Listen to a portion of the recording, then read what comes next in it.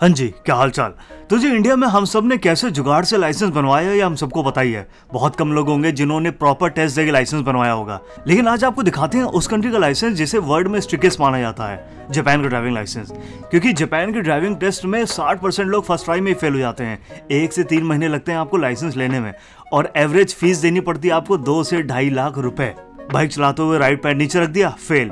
मुड़ते time left right नहीं देखा, फेल। और भी बहुत सारे रूल हैं। और आपको लेके चलते हैं एक लाइसेंस सेंटर में भी कि वहाँ पे कौन कौन से रूल्स होते हैं। एक्चुअली इंडिया का कोई भी राइडर ऐसा नहीं होगा जो जापान में आए, लाइसेंस सेंटर में डायरेक्ट जाए और एक बार में टेस्ट क्रैक कर ले, क्योंकि इतने छोटे छोटे रूल होते हैं ना, वो अगर आपको नहीं पता होंगे तो आप पक्का फेल हो जाओगे। और इसी वजह से जापान के ड्राइविंग लाइसेंस की ना इज्जत भी बहुत ज़्यादा है बाकी देशों में। तो जी शुरू करते हैं। तो जी मैं रूल ऑफ थर्ड और सिमेट्री को यूज करके तोरी गेट के आगे रिकॉर्ड कर ही रहा था। तभी श्राइन के मॉन्क अंदर से बाहर आए और मुझे लगा आज पड़ेगी डांट। तभी मेरी उनसे बात होती है और मुझे पता लगा ही लव्स बाइक। उन्होंने पहली बार रॉयल एनफील्ड देखी थी और उसकी तारीफ भी करी। रॉयल एनफील्ड दिस अब क्योंकि वो असली मॉन्क थे तो मटेरियलिस्टिक चीजों से दूर थे। उन्होंने बोला वो बाइक तो खरीद नहीं सकते लेकिन वो एक पिक क्लिक करना चाहते हैं। मैंने कहा जी बिल्कुल। वो भाग के अंदर गए और अपना फोन लेके आए और उन्होंने मेरी और मेरी बाइक दोनों की पिक क्लिक करी। और उन्होंने बोला कि बेटा श्राइन के अंदर आ जाओ, अंदर आके वीडियो बना लो, अंदर और भी ज्यादा सुंदर है। तो जी अगला फ्रेम श्राइन के अंदर से with symmetry and rule of third. तो जापान में लाइसेंस बनाने के ना 2 तरीके हैं। एक है कि आप बाहर की कंट्री का लाइसेंस लो, जैसे मेरे पास इंडिया का था और मैंने उसे जापानीज़ में कन्वर्ट करा लिया। और दूसरा तरीका होता है आप ज़ीरो से लाइसेंस लो, मतलब एज अ फ्रेशर। उसकी फ़ीस है यहाँ पे 3 लाख येन। मतलब डिपेंड करता है कौन सा गाड़ी का लाइसेंस है आपका। तो आपका कार का लाइसेंस 3 लाख का पड़ता है, बाइक का लाइसेंस 2.5 से 3 लाख का पड़ता है, और शुरुआत होती है कोई 1.5 लाख से अगर आपके पास स्कूटी या कम सीसी की गाड़ी है तो जी जापान का कार लाइसेंस 2 पार्ट में बटा है, ऑटोमेटिक और मैनुअल। और बाइक का लाइसेंस बटा है 4 पार्ट में। सबके अलग टेस्ट हैं, अलग एग्जाम है। इसमें 26 घंटे आपको लेक्चर चाहिए होते हैं और 36 घंटे की राइडिंग कंप्लीट करनी होती है किसी ड्राइविंग स्कूल से। कार के लाइसेंस से पहले 50 क्वेश्चन का टेस्ट, उसके बाद इंडोर टेस्ट, उसके बाद 100 क्वेश्चन का टेस्ट और फिर आउटडोर और पार्किंग टेस्ट। और टेस्ट में 90% पासिंग मार्क्स चाहिए होते हैं। और दूसरा आसान रास्ता है कि आप अपनी कंट्री का लाइसेंस ले आओ और उसे कन्वर्ट करा लो। लेकिन आज हम फोकस करेंगे फ्रेशर लाइसेंस के ऊपर। अच्छा, इंडिया में जैसे ड्राइविंग वॉल्यूशन के ऊपर सिर्फ चालान कटता है, लेकिन जापान में ऐसा नहीं है। जापान में आपको पॉइंट मिलता है और उसके बाद आपका चालान भी कटेगा। तो यहाँ पे क्या सीन है पॉइंट का, यहाँ पे हर ट्रैफिक वॉल्यूशन के आपके ऊपर पॉइंट मिलता है और वो पॉइंट जैसे जैसे इकट्ठे होते रहते हैं वैसे वैसे आपको लाइसेंस सस्पेंड होता रहेगा। जैसे अगर 1 महीने में आपने 6 से 8 पॉइंट इकट्ठा कर लिए, या फिर अगर 3 महीने में या 1 साल में या 3 साल में, ये पूरी मैंने टेबल दे रखी है, इसके हिसाब से अगर आपने पॉइंट इकट्ठा कर लिए तो आपका लाइसेंस उठ जाएगा। फॉर एग्जाम्पल अगर पॉइंट मिलने की बात करूँ तो जैसे आपने रेड लाइट टाप दी, उसके 2 पॉइंट मिलते हैं। अगर आपने नो पार्किंग में पार्किंग कर रखी है, उसके 2 पॉइंट मिलते हैं। आपने ओवर स्पीडिंग करी है, 30 से 50 किलोमीटर के ऊपर ही अगर मान लो आपने इतनी ही स्पीडिंग करी है, मान लो जैसे 80 किलोमीटर है, आपने 110 से 120 चला रहे हो, तो वहाँ पे भी आपको 6 पॉइंट मिल जाते हैं। तो जैसे जैसे आपके पॉइंट इकट्ठा होते रहेंगे आपका लाइसेंस जाने का खतरा बना रहता है। और ये ऐसा नहीं है सिर्फ पॉइंट तक टिका हुआ है, पॉइंट के साथ आपको पैसे भी भरने होते हैं। पैसे अलग चीज़ है, लेकिन हाँ पॉइंट मिलने पर आपका सीधा लाइसेंस कैंसिल होगा। और 1-2 ट्रैफिक वॉल्यूशन तो ऐसे हैं जिसमें आपको पॉइंट कुछ नहीं मिलेंगे, सीधा आपका लाइसेंस उड़ेगा। जैसे आप दारू पी के गाड़ी चला रहे हो, या आपने कहीं गाड़ी ठोक दी है, या आपके पास लाइसेंस नहीं है और आप गाड़ी चला रहे हो। वैसे इस मामले में अपना इंडिया बढ़िया है ना, अपना नॉर्मल दारू पी के गाड़ी चलाओ, लाइसेंस हो या ना हो, बस एक ऐसे लिख दो और छूट जाओ। और अगर आपने मान लो कहीं गाड़ी ठोक भी दी है तो आपको बिग बॉस से ऑफर आ जाएगा, कोई टेंशन वाली बात ही नहीं है। इसमें अपना इंडिया सही है। अच्छा, मान लो आपने पूरी तमीज़ से गाड़ी चलाई है, आपके पास एक भी ट्रैफिक वॉल्यूशन नहीं है, आपका लाइसेंस बिल्कुल एकदम बढ़िया है एक जिम्मेदार नागरिक की तरह, तो क्या होता है उसके लिए भी गवर्नमेंट ने ना एक चीज़ सोच रखी है। क्या है, जब आपको नया लाइसेंस मिलता है वो ग्रीन होता है, फिर वो ब्लू में कन्वर्ट होता है जब वो लर्नर से नॉर्मल में कन्वर्ट हो जाता है। और अगर आपके पास कोई ट्रैफिक वॉल्यूशन नहीं है फिर उसको वो गोल्ड कर देते हैं। गोल्ड होने के बाद क्या होता है कि आप जब कोई बाइक का इंश्योरेंस या कोई ऐसे व्हीकल इंश्योरेंस ले जाते हो ना, या कोई भी नॉर्मल इंश्योरेंस लेते हो या कोई बेनिफिट होता है, तो उसमें आपको बहुत सारी डिस्काउंट या बहुत सारी भारी छूटें मिलती हैं। अच्छा, एक चीज़ जापान में और है कि यहाँ पे जैसे ओल्ड एज पॉपुलेशन बहुत ज़्यादा है, तो यहाँ पे बूढ़े ड्राइवर्स बहुत ज़्यादा हैं। तो गवर्नमेंट ने क्या किया है कि यहाँ पे ना रिस्क ऑफ ड्राइविंग थोड़ा सा ईज आउट हो सके, इसलिए उन्होंने क्या कर रखा है, उनको एक स्कीम चला रखी है कि अगर मान लो कोई बुजुर्ग बंदा अपना लाइसेंस विलफुली गवर्नमेंट को वापस देता है तो उसे एक कार्ड मिलता है, उसका नाम है उनतेन किरिकाई शो ऐसे कुछ है, वो मिलता है। उससे क्या होता है, अगर वो लेके जाएगा ना तो उसको जैसे पब्लिक ट्रांसपोर्ट हो गया, ट्रेन्स हो गया, बस हो गया, या फिर आप डिस्काउंट स्टोर्स हो गए, इन जगह पर जाएगा तो उसको उसमें भी भारी छूटें मिलती हैं। और यहाँ पे उन्होंने एक चीज़ कर रखी है, जो टैक्सी ड्राइवर्स हैं ना उनको एक लिमिट लगा दी है 75 के ऊपर। यहाँ पे उन्होंने अलाउ नहीं कर रखा है कि 75 के ऊपर कोई ड्राइवर यहाँ पे ड्राइविंग करे। क्योंकि यार यहाँ पे लोग लंबा जीते हैं, मतलब यहाँ की शायद एवरेज जो डेथ रेट है वो है 87 और इंडिया की 70 है। मतलब यहाँ बहुत लोग लंबा जीते हैं। इसके ऊपर वैसे वीडियो बनाई जा सकती है कि यहाँ पे लोग लंबा क्यों जीते हैं। फिलहाल आपको लेके चलते हैं हम ड्राइविंग स्कूल में। अच्छा, अब आपको लेके चलते हैं ड्राइविंग सेंटर, लेकिन वहाँ जाने से पहले हमको 2 चीज़ें चाहिए होती हैं, एक हेलमेट और एक ग्लव्स।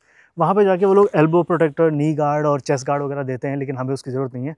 हमने राइडिंग गियर्स पहन रखे हैं। तो जैसे कि ये बूट्स हैं, ये हैं ट्रिप मशीन के बूट्स हैं, बहुत कन्वीनियंट बूट्स हैं, इनसे मैं हाइकिंग भी कर चुका हूँ, कुछ भी स्पॉन्सर नहीं है। और ये जो पैंट है इसमें भी मेरा नी प्रोटेक्टर है। बाकी सबसे अलग चीज़ है जैकेट भी है। ये नॉर्मल देख के जैकेट आपको लग रही होगी, लेकिन ट्रिप मशीन की जैकेट है, काफ़ी हल्की है और इसमें एल्बो प्रोटेक्टर्स है और इसमें शोल्डर प्रोटेक्टर्स है, और ऐसा देख के लगता नहीं है कि आप ना राइडिंग गियर्स में नहीं हो। और बाकी जो सुपर मार्केट वगैरह भी जाते हैं ना, तो ऐसा नहीं लगता कि हमने कुछ भारी पहन रखा है। नॉर्मल सिंपल राइडिंग गियर्स हैं और सिटी राइड्स के लिए तो बहुत बेहतरीन चीज़ है, और ऐसी गर्मी भी नहीं लगती, जबकि यहाँ पे गर्मी हो चुकी है। तो जी अब यहाँ से निकलते हैं हम अपना क्लासेस के लिए, राइडिंग क्लासेस के लिए। तो मेरा जो ड्राइविंग स्कूल है वो यहीं कहीं है, और इस ड्राइविंग क्लास के ना मैंने 5000 येन दिए हैं। ये रहा शायद काशीहारा ड्राइविंग स्कूल, और 5000 में तो इंडिया में लाइसेंस बन जाता है। मैंने लिया है ओगाता वाला। अजय पांडेパンデイ。そうです。パンデイアジェイさん。はいはい。はいはい。じゃあ5500円いいですか。はい。あれはどこのバイク？あとロイヤルエンフィールド。ロイヤルエンフィールド。知ってますか？インドか。そうです。私もインド人だから。あ、そうなんや。そうです。はい。आज तो टेस्ट की जो बाइक होती हैं वो जैसी दिखती हैं। देखो कितनी सारी लाइटें लगी हैं। मेरी वाली शायद निकालेंगे अभी, लेकिन कुछ ऐसी बाइक होती हैं, देखो लाइटें कितनी हैं, 1 2 3 4 5 6 7। तो जैसे जैसे ना तुम brake light, indicator, gear change करते हो, ये सारी लाइटें ब्लिंक करती हैं। तो पुलिस वाला ना बहुत दूर से देख लेता है कि बाइक में तुम क्या कर रहे हो, तो एक एक चीज़ चेक करता है वो। मेरी वाली बाइक शायद वहाँ पे होगी। तो यहाँ पे देखो ऑटोमेटिक भी है, और ओगाता बड़ी बाइकें भी हैं, ऑटोमेटिक वाली बड़ी बाइकें हैं, स्कूटर्स हो गए, CB। अक्सर जो होती है वो होंडा की ना CB 700 सीसी और 400 सीसी देते हैं। ये देखो कैसा लग रहा है ऐसे, वो सहरा पहना रखा दूल्हे को ना, वैसी बाइक है। ये कितनी सीसी की? ये भी 400 की है, ये भी 400 की है। ये लिखा हुआ है ना होंडा लाइसेंस। तो ये सारी बाइक्स दी जाती हैं, अक्सर होंडा की होती है। मैंने होंडा के अलावा कोई बाइक नहीं देखी। तो जी बाइकें रेडी हैं, और मुझे 12 बजे बोला है इन्होंने कि 12 बजे से मेरी क्लासेस शुरू होंगी। 3 लोग हैं जो बाइक क्लास ले रहे हैं, और 3 लोग पे एक टीचर होगा, तो वो सिखाएगा। बाकी मैंने इन्हें बोला है कि मुझे बिल्कुल बाइक चलानी नहीं आती, क्योंकि यहाँ पे ना एक कूपन चाहिए होता है जो तुम्हें टेस्ट सेंटर से मिलता है, वो दिखाते हो, फिर यहाँ पे तुम ऑथराइज होते हो प्रैक्टिस करने के लिए। दूसरा तरीका है तुम इन्हें बोल दो कि तुम्हें बिल्कुल चलानी नहीं आती है। तो मैंने इनको बोला मुझे बिल्कुल चलानी नहीं आती, ताकि ये लोग मुझे थोड़ा सिखा दिखा दें, और देखते हैं कौन सी बाइक मिलती है। उतनी नर्वसनेस हो रही है जितनी टाइम पहली बार हुई थी ना मुझे टेस्ट देने में। तो ड्राइविंग का होता है ना वो ऐसा कुछ होता है, जहाँ पे टेस्ट होता है वो भी ऐसा ही होता है। जैसे ये हो गई सकामिची, तो यहाँ पे कार और बाइक का एक जैसा होता है कि तुम बाइक एक गियर पे चढ़ाओ, यहाँ तक लाओ, यहाँ पे रोको, और फिर उसके बाद धीरे धीरे करके इंजन ब्रेकिंग करते हुए वहाँ ले जाओ। उसके बाद ये जगह है, ये तुम्हारी पैरेलल पार्किंग की टेस्ट हो गया, ये तुम्हारी बैक पार्किंग का टेस्ट हो गया, वो S कर्व हो गया, वो L कर्व हो गया, और ये जो डंडे झूल रहे हैं इसमें गाड़ी लड़नी नहीं चाहिए। तो यहाँ पे जैसे ना बस का भी प्रैक्टिस कराते हैं, क्रेन का भी प्रैक्टिस कराते हैं, आपकी टैक्सी हो गई, कार हो गई, बाइक हो गई। आकुरे होगा तो इसमें आकुरे होगा। तो जी हमारी क्लास शुरू होने से पहले हमको हमारी बाइक के बारे में बताया गया। तो ये थी होंडा की 750 सीसी की बाइक। छोटे छोटे रूल भी बताए गए कि गाड़ी मोड़नी कैसे है, मोड़नी कहाँ पर है, इंडिकेटर कहाँ पे देना है। ये भी डिटेल बताई गई है कि एरो और स्क्वायर के बीच से गाड़ी निकालनी है। अगर आप एरो के उधर निकालोगे तो फेल, बॉक्स के ऊपर निकालोगे तो फेल। तो शुरू करते हैं अपनी ड्राइविंग क्लास अब। अच्छा, अब जो मैं करने जा रहा हूँ स्टेप बाय स्टेप वैसा ही करना होता है, वरना इसके कटते हैं पॉइंट हमारे। तो टेस्ट शुरू करने से पहले हमको दोनों हाथ से बाइक उठानी है, स्टार्ट नहीं करनी। अब स्टैंड ऊपर करना है, अब बैठना है। अच्छा, अभी मेरी बाइक स्टार्ट भी नहीं हुई थी और अंकल मेरे पास आए और बोले तुमने एक गलती कर दी है, ये गलती बार बार करोगे तो फेल हो सकते हो। वो गलती सुनो जरा। 両足ついたり右足からついたりダメだ。右は両方はダメ。ダメ。左から。左から。左でこう振る。はい。 तो जी अंकल ने बताया कि आपको दोनों पैर ज़मीन पर नहीं रखने हैं। राइट वाला पैर जो है हमेशा ब्रेक के ऊपर रहेगा पूरे टेस्ट में, जब तक आप गाड़ी वापस ला के खड़ी नहीं करते हो तब तक। ओह हाँ, ये भी भूल गया था कि दोनों पैर रखने से पॉइंट करते हैं। तो सबसे पहले तो रूल होगा कि आपको लेफ़्ट और राइट हमेशा देखना है, और एक इन्होंने सबसे इंपॉर्टेंट रूल बताया जिसमें पॉइंट करते हैं कि आपको टैंक से ना पैर चिपका के रखना है। अगर तो कार और बाइक का टेस्ट बिल्कुल अलग होता है। आपको आज बाइक का टेस्ट दिखाता हूँ। इसमें S curve, crank curve, slalom, balance beam, hill start, railway crossing, lane change, obstacle hurdle test. फिलहाल जो इंटरेस्टिंग मैं वही दिखाता हूँ, लेकिन बहुत सारे होते हैं। これが一本橋ね。はい今10秒が正しい。 10秒はい行き過ぎたらダメ。 10 सेकेंड है। कह रहा है जैसे उतरूंगा तो इसमें बहुत लोग फेल होते हैं, देखे मैंने। कितना 10 सेकेंड, 10 सेकेंड हो गया मेरा। 10 सेकेंड हो गया था शायद। 10秒そう ओके 落ちたら終わりよ。 उच्चार वाली ना। बोल रहा है गिरते ही अगर नीचे उतर गए तो फेल, जैसे वो फेल हो गया। ये ना लग तुम्हें आसान रहा होगा, लेकिन होता क्या है ना, तुमको 4 महीने में एक बार टेस्ट की डेट आती है और उस टेस्ट की डेट में हर एक स्टेप तुम्हें परफेक्शन की तरह करना होता है। तो उस चक्कर में बहुत लोग फेल हो जाते हैं। 黄色いコーンあるでしょ。あれスラローム。あこ行くよ。 ओके तो इसमें ब्रेक नहीं मारना, इसमें क्लच यूज़ नहीं करना, सिर्फ थ्रॉटल का कंट्रोल देखना है उनको कि तुम बाइक कंट्रोल कर पा रहे हो सिर्फ थ्रॉटल से कि नहीं। ओके सेंटर सेंटर सेंटर, ये तुम्हें 8 सेकंड के अंदर निकालनी होती है।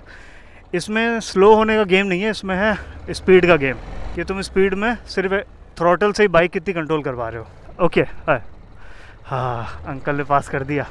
ओके अब अगला स्टेप हमारा होगा で S は नी गियर। 2のギア。 हाँ तो अगला है एस और एल। इसमें इतने लोग फेल नहीं होते।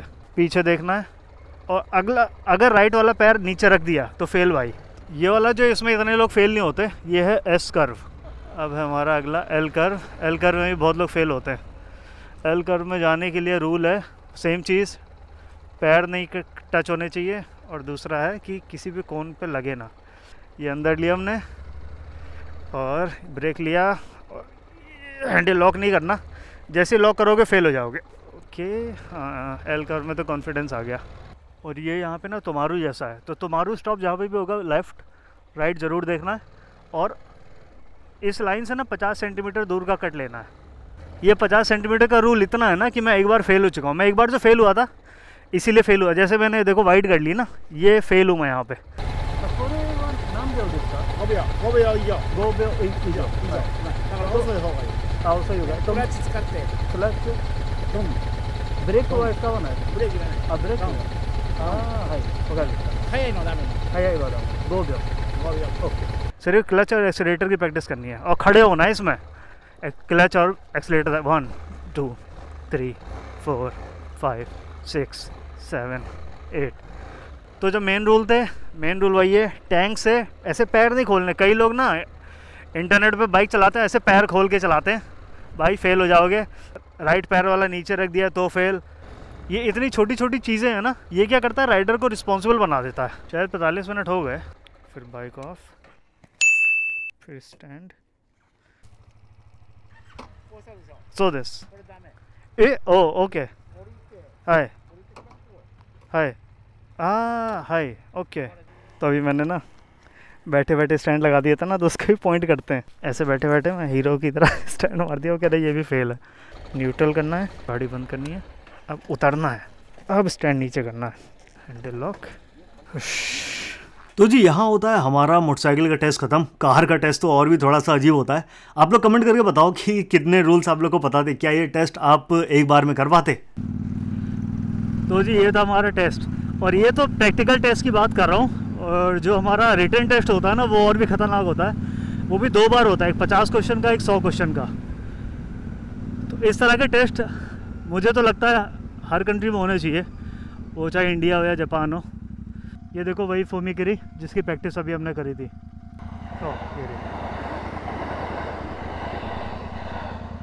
अब गेट खुलेगा, और गेट खुलेगा फिर भी सारी गाड़ियाँ एक बार यहाँ पे रुकेंगी और लेफ़्ट राइट देखेंगी तब निकलेंगी। ये भी रुकेगी, देखो देखो लेफ़्ट राइट देखा। तो हर कोई यहाँ रूल फॉलो करता है। ऐसा नहीं है कि पुलिस नहीं खड़ी है तो कोई चेक नहीं कर रहा। और अगर मुझे एक भी लेन चेंज करनी है तो मैं इंडिकेटर दूंगा। इंडिकेटर राइट में देखूंगा, चेंज करूंगा, वेट करूंगा और फिर इंडिकेटर देके फिर चेंज करूंगा जब भी मैं लेन चेंज करूंगा। अच्छा ऐसी अभी एक शॉप पड़ी थी, यहाँ सेकेंड हैंड बाइकें मिलती हैं। शॉप का नाम है रेड बैरन। तो यहाँ पे ना बहुत सारी रेट्रो बाइक्स मिल जाती हैं अब ये वाली बाइक्स हैं लेकिन इनके पार्ट मिलना बहुत मुश्किल है ना, तो रेड बैरन क्या करता है, ये सारी बाइक्स लेता है, एक्सीडेंट वाली भी, जैसे वो पीछे खड़ी है ना उसका एक्सीडेंट हो रखा है, तो इनकी वो एक लाइब्रेरी बना लेता है और आपको देता है कि आप रेट्रो बाइक चला सकते हो और सारा रिपेयर वही करेंगे क्योंकि उनके पास सारे पार्ट पड़े होते हैं, आपको ईबे पे ढूंढने की ज़रूरत नहीं है। अंदर दिखाता हूँ, अंदर और नई बाइक्स भी होंगी, बहुत सारी स्पोर्ट्स बाइक है यहाँ पे और असली बाइक्स यहाँ खड़ी हैं, ये देखो हायाबुसा, ये सारी ड्रैगस्टर है, रेबल है, हार्ले डेविडसन खड़ी हैं। वाह क्या कलर है यार, हाइड्रा ग्राइड रिवाइवल। बाइक के शोरूम में आता हूँ तब लगता है कि सट्टा प्रमोट कर लेता हूँ ईमानदारी के पैसों पे तो नहीं ली जाएगी ये सारी बाइकें। आपके फेवरेट इन्फ्लुएंसर ने तो जी वैगन तक ले लिए, हम GT बैठ के हैं। कितने की है? 22,33,000 हायाबुसा। वाह यार, हाँ यार सट्टा और तेली बेच लेते। अच्छा यूट्यूब पे क्या प्रमोट करना चाहिए क्या नहीं चाहिए मुझे समझ नहीं आता कि क्या लीगल है क्या इलीगल की कैटेगरी में आता है, क्योंकि बहुत सारे बैटिंग ऐप्स हैं या कलर ट्रेडिंग ऐप्स हो गए, फैंसी गेम्स हो गए, ये सब क्रिकेटर्स कॉमेडियंस ये सब प्रमोट करते हैं लेकिन इनको कोई बैकलैश भी नहीं मिलता और ये बैन भी नहीं होते, तो समझ नहीं आता कैसे डिसाइड करें कि क्या इलीगल है क्या लीगल है। फॉर एग्जांपल तेल बेचना या एस्ट्रोलॉजी ऐप प्रमोट करना या colour trading, betting apps, fancy games, आपके फेवरेट क्रिएटरों ने प्रमोट भी करते हैं, लोगों ने गाड़ियाँ भी ले ली हैं और मैं और मेरे जैसे बहुत सारे क्रिएटर्स हैं वो मॉरली इसको गलत समझते हैं तो प्रमोट भी नहीं करते हैं, तो जबकि वो ये सारी चीज़ें प्रमोट करके बहुत सारी ट्रिप्स पे जा सकते हैं, बहुत सारा कंटेंट बना सकते हैं, लेकिन वही है समझ नहीं आता क्योंकि एक तरफ से क्रिकेटर्स और इन सबको कोई बैकलैश नहीं मिलता, लेकिन अगर कोई यूट्यूबर ये सारी चीज़ें करे तो उसका कमेंट सेक्शन गालियों से भर जाता है।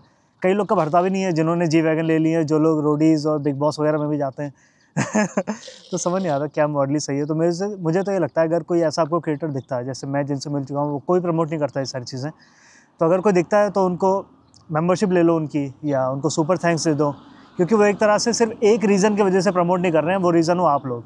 मैं ये नहीं कह रहा कि मेरे को सुपर थैंक्स दो या मेरे को मेंबरशिप लो, लेकिन बहुत सारे क्रिएटर्स हैं जो सिर्फ आप लोग के लिए ये सारी चीज़ें प्रमोट नहीं करते हैं, वरना वो उनको 2 मिनट में नहीं लगेगा अपना ईमान बेचने में यूट्यूब पर। पता नहीं क्या बड़बड़ कर रहा हूँ मैं, लेकिन हाँ जो अगर समझ में आए कमेंट में आप लोग भी इस बारे में बोलना तो मुझे समझ में भी आएगा क्या आप लोग क्या सोचते हो, क्योंकि बहुत सारे ब्रांड्स होते हैं उसमें मेरा मन होता है कि इसको करें ना करें, लेकिन फिर लगता है कि मैं यूज़ नहीं कर रहा हूँ तो प्रमोशन ना करूँ या फिर मॉरली गलत है इसलिए प्रमोट ना करूँ, समझ नहीं आता, मैं खुद ही कंफ्यूज हूँ।